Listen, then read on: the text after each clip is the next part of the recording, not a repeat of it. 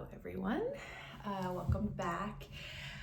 I'm sitting in a new location today because our little boy's room is pretty much done, and my mom brought over this. She's really into arts and crafts, and I've always loved that about her because I am not.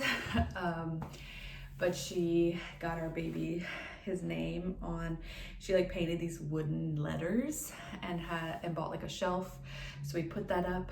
So now it's just again, it'll be a surprise afterwards, who he is and his name and the room. And yeah, so that's all feeling really good and set up. So now I'm in, it's gonna be Burke's room, my husband. He will be primarily sleeping here when he has to get up early for school and stuff. So it's just like our sofa. It turns into a sofa bed and like TV room. And there's also like a little desk here, and the balcony's here. So it's kind of a nice little getaway. There are lots of plants behind me or like in front of me. So it's also like, it's a nice little getaway for sure. But I wanted to talk a little bit about today is just how I'm feeling. I'm 39 weeks today, which is so insane. Like, I can't believe, like, I can't believe that he's gonna be here within like 3 weeks max. He's gonna be here with us. I'm like in total, disbelief that we're already here. My carpal tunnel is getting so bad. Like, my hands are so swollen, and I'm waking up all night, and it's not only switching sides because of my hip, but also because of my hands falling asleep and like really hurting, almost burning.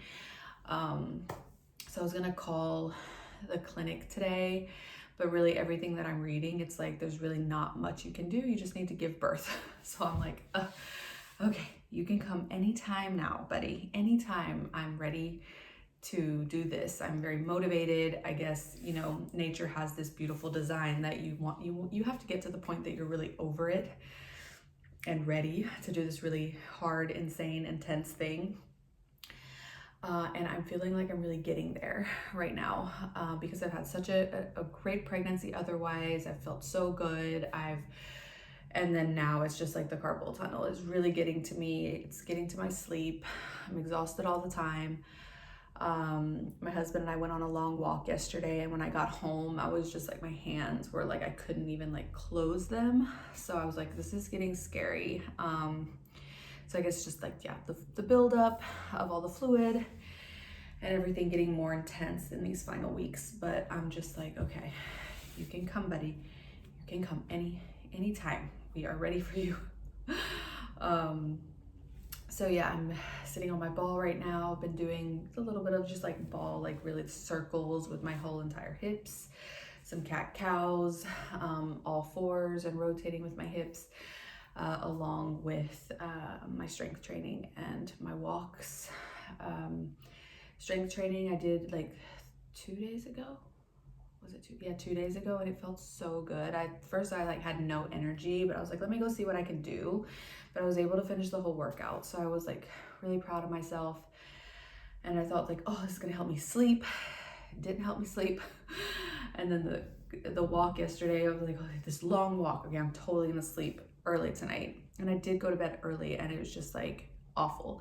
Also, I had a freaking nightmare. Like, I dreamed that this one midwife I worked with in Malmö in labor delivery just this past 6 months, she was one of my favorite midwives. She was incredible.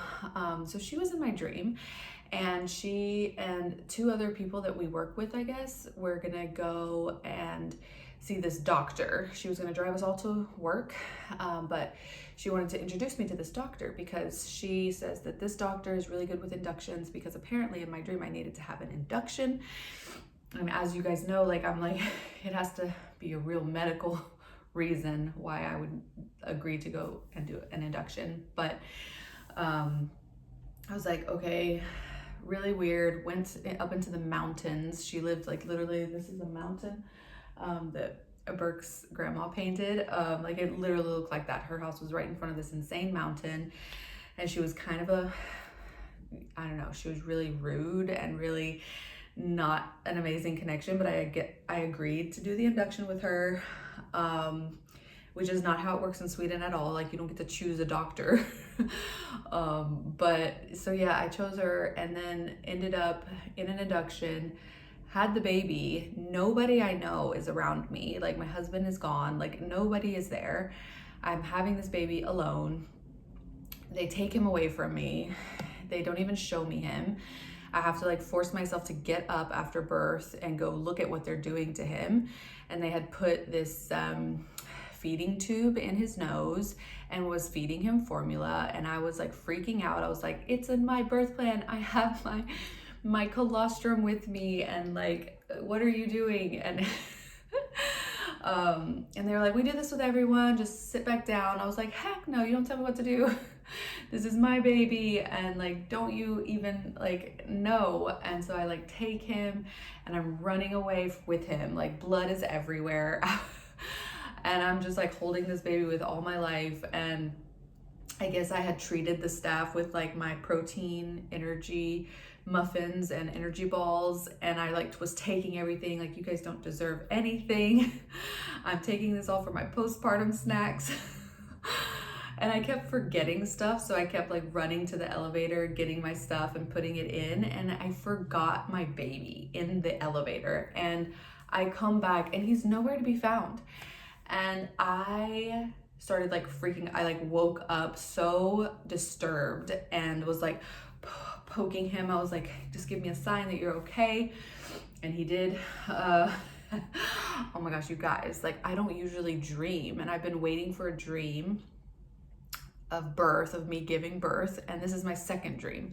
I don't remember if I told you my first dream that I had, but I gave birth to him in my water birth. My husband was there. It was just me and my husband, actually nobody else was there.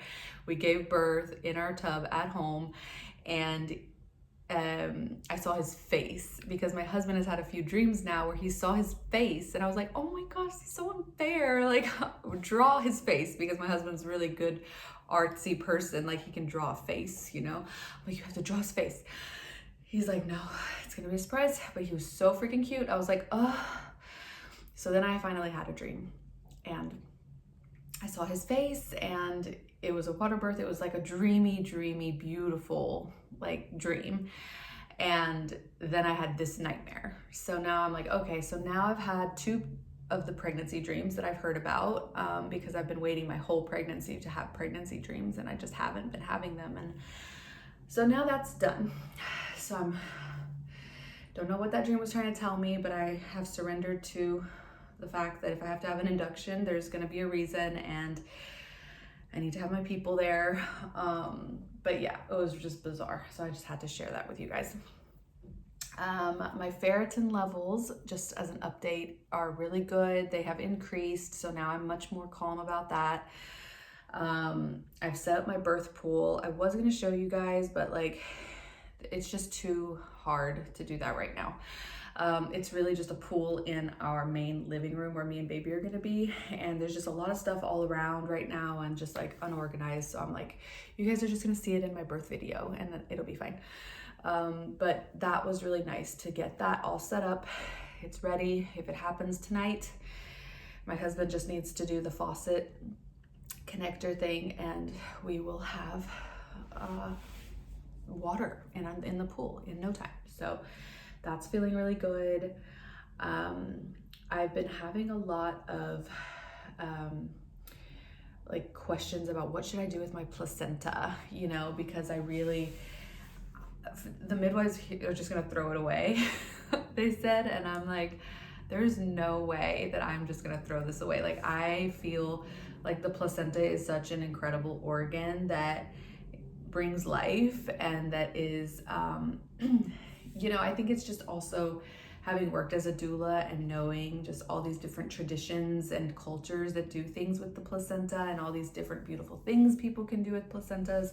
I'm just like, it's given me life. It's given me my baby boy. Like, I don't have the heart to just throw it in the trash when it's done such an incredible job at bringing life into my life, you know? So what I have been thinking about is like, what can I do with it? First, I was really wanting to plant it and like buy like some kind of tree and plant it, but we don't really have a yard. I don't want to give it to my mom to put in her yard because I'm just scared an animal's just gonna dig it up and eat it, and that is not something I want either. And my husband will not allow me to have it in the freezer, so he's like, we can't have a placenta in the freezer for God knows how long, because first I was wanting to encapsulate it, but it's just like, it's not very common here. And like in Portland, so many people do it and did it. And I've heard so many positive things about it, but then there's a lot of mixed reviews about it, of course, like there is with everything. There's not enough studies. It's not scientific. I mean, how are you going to do a randomized trial on eating placentas anyway? But either way, in my experience, those that have done it have seen really huge benefits. So I'm not going to get to do that with this baby, unfortunately. But what we have thought of is like putting it on this specific type of art paper. So like getting a print of the placenta, so putting it on paper and then laminating that so that it's a piece of art that our baby will have in his room, or just for me to have as like a, you know, memory. So that's something that we're planning on doing. But then also with the cord, so my doula friend Heather, she's done a lot of placenta stuff, in her many years as a doula, and she had made a dream catcher once out of the cord, the umbilical cord. And this sounds so witchy and crazy, but I am a little witchy crazy person, so I am kind of into the idea of her dream catcher idea. And my mom, again, being like super arts and crafty, can do that for me. So I might make a umbilical cord dream catcher situation, something. So we will see. And then this past weekend, it's been beautiful weather still. It's like 18 to 20 Celsius here in Sweden right now. And it was beautiful this past weekend. So my mom came up, and we went to the beach, and did a photo shoot, like a pregnancy photo shoot. I never thought that I would ever do a pregnancy photo shoot, but I did. And my husband was in a lot of the photos too. I actually got him to do it. It was crazy. But yeah, we went to one of the beaches here that's super beautiful, and there's also like nature and trees and beautifulness. So we went there and got some photos. So that's feeling really good. We also went to the plant shop and got more plants for our place. So that's feeling really, really good. And I feel more like, okay, this is really home now. I feel like we have everything. We are prepared for this little boy. And so right now, just for prepping for the birth, the main thing that I'm doing is I'm trying to listen to the meditations. It's still really hard for me to do that, but I am doing my daily breathing. And like I've mentioned before, breathing is your number one tool in birth. It's like if you have a good breathing practice, like to be able to surrender to these sensations that are contractions, like it'll take you the whole way. So really understanding how our nervous system works and how there's two sides of our nervous system, of like being in more of a parasympathetic state where you're really calm, you're feeling loved, you're feeling relaxed. That's where we want to be the primary most part of labor, right?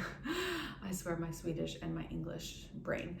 But we really want to be in that state of parasympathetic, calm breathing until we're about 8 centimeters before we go into transition, which is between 8 to 10 centimeters, when adrenaline comes to say hello and wakes us up out of this really labor land state, and just to help baby's body also be flooded with adrenaline so they're ready to take their first breath. So there's a point of this, but it makes our nervous system go into more of a fight or flight sympathetic state, which makes us more hyperventilate and get sometimes really afraid.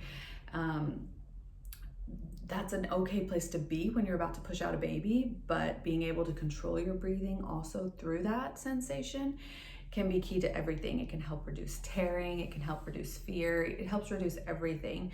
So really been doing a lot of just intentional breathing every morning, every night. He always starts moving so much more too, and I'm really like, I just hold the sides of my ribs and breathe in and feel my ribs like move out.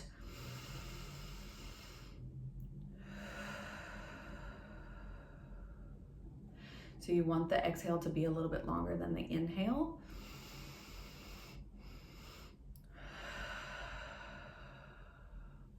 There's also this neuroscientist called Andrew Huberman that my husband listens to a lot, and of course I do too, automatically, because he's always in the background. But he talks about this, so what I just did now is like 360 breathing, and what he does is called the double sigh breathing, which like animals and dogs, you'll see them do it in their sleep, and we do it as humans in our sleep, where we take a deep breath in and then take another inhale so that we're like fully oxygenating our lungs. So it looks kind of like this.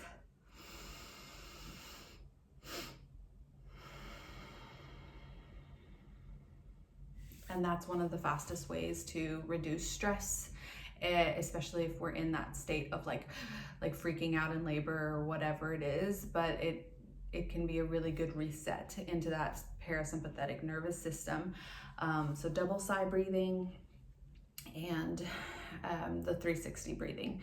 I'm doing those a lot, and of course visualizing a lot, and just talking to him a lot of like how we're gonna do this together and how it's all gonna be. And so yeah, that's just a little bit of how I'm preparing right now. Freezer is stocked.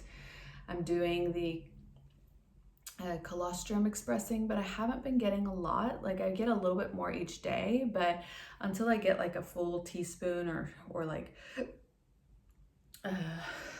yeah, until I get that, I'm not really using my syringes. I'm really just like stimulating them to help with the colostrum and for milk coming in faster. That's really the only thing I'm doing. I'm doing the evening primrose oil orally only and 2 tablets because I feel like there's a lot going on down there. So I'm just like taking them orally right now. And so we'll see if that does anything or not, but I feel like that's just something that has been on my prep list. I'm going to the midwife tomorrow. I was at the midwife last week. He still wasn't engaged in the pelvis. Like there was a student and she felt too. She's like, I feel like he is like engaged, but she was like, okay, no, I didn't. I felt like I could move his head a little bit, and I know he doesn't need to be engaged before birth, but there's this misconception that, you know, that all babies need to be engaged, and they don't. Like the uterus is going to push that baby down when contractions and labor starts, but a lot of babies can be like really wedged down there for weeks before labor, and it can also disrupt labor in ways that they're in this certain position that's not very optimal for a long period of time as well. So he's still maybe figuring it out, but tomorrow I will go and find out if he is engaged or not. Otherwise, everything's been looking good, and I've been feeling good despite the carpal tunnel. But yeah, that was really all that I wanted to talk about today. I'll end with showing my belly, my 39-week belly. Here you go. So yeah, lots of veins starting to show. But yeah, it's getting lower, I think. Feels a little lower. But we'll see when this little boy decides to come. Can't wait to keep you guys posted. And I will also be posting postpartum, of course, every week, what's going on, what's new, and continue to keep an eye out for the guests that I have had on. I'll have one episode releasing a week now kind of scheduled up until probably November, and then I'll pick that up again. But there's a lot more coming your way, and I hope you all are doing fabulous. And let me know if you have any questions or wonder anything about birth anytime. Okay, talk soon.